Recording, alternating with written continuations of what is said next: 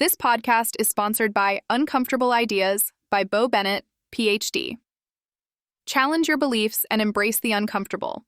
Discover the power of confronting ideas that push your boundaries.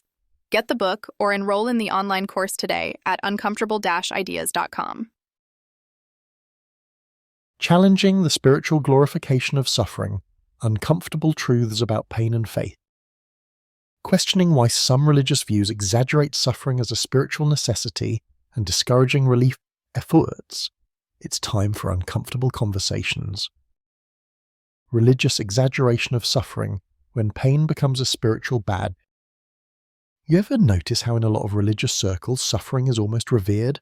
Like it's some kind of badge of honor or a spiritual necessity. It's this idea that enduring hardship, pain, and misery isn't just part of life. It's actually good for your soul. Now, don't get me wrong, I get that life is tough sometimes. We all face struggles, but when suffering is pushed as something you should seek out or refuse to relieve because it builds character or brings you closer to the divine, well, that's where I get skeptical.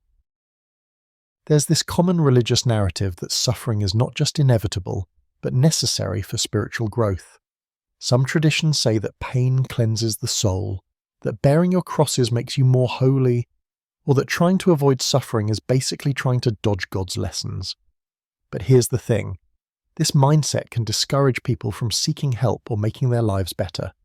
It can even justify neglect, abuse, or passivity in the face of real problems. Think about it. If someone's told consistently that their pain has some sacred purpose, then they might not even try to fix the root causes, whether those are mental health issues, social injustice, or physical ailments. It's almost like telling someone to sit still and accept discomfort instead of standing up and demanding change. And this isn't just uncomfortable, it's an uncomfortable truth we need to question. Why do some religions emphasize suffering so much? Historically, suffering has been tied to ideas of sacrifice and redemption. It's dramatic and compelling. It adds meaning to otherwise random misfortune. But when this emphasis gets exaggerated, it risks becoming harmful by promoting passivity or even glorifying pain. And I think it's important to have uncomfortable conversations about this. No one wants to step on beliefs, but challenging the status quo helps us see things differently. Maybe some spiritual paths could embrace discomfort, but not as an end goal, more like a signal telling you to seek change, compassion, and improvement instead of endless endurance. Another problem is when suffering is used as a benchmark of true faith or spiritual superiority. That's a pretty offensive topic for anyone who's struggled silently or has tried to get help but was told they're not spiritual enough, or not committed because they want relief. It's a kind of spiritual elitism that can alienate people who desperately need support.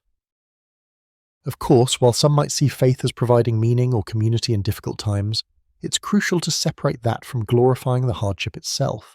As someone who tends to question these narratives, I appreciate frameworks that encourage facing problems head-on, not letting suffering become a virtue in itself. If this kind of topic interests you, it's worth checking out the book Uncomfortable Ideas by Bo Bennett, PhD.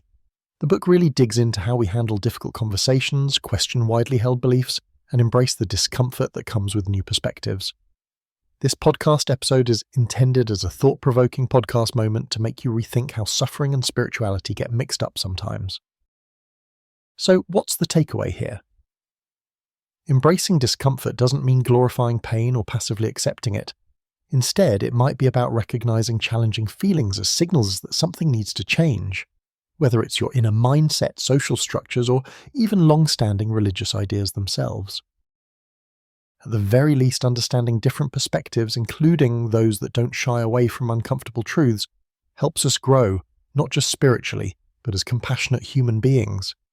And if questioning our religious ideas seems a bit unsettling, well, that might just mean you're on the right track towards clearer thinking.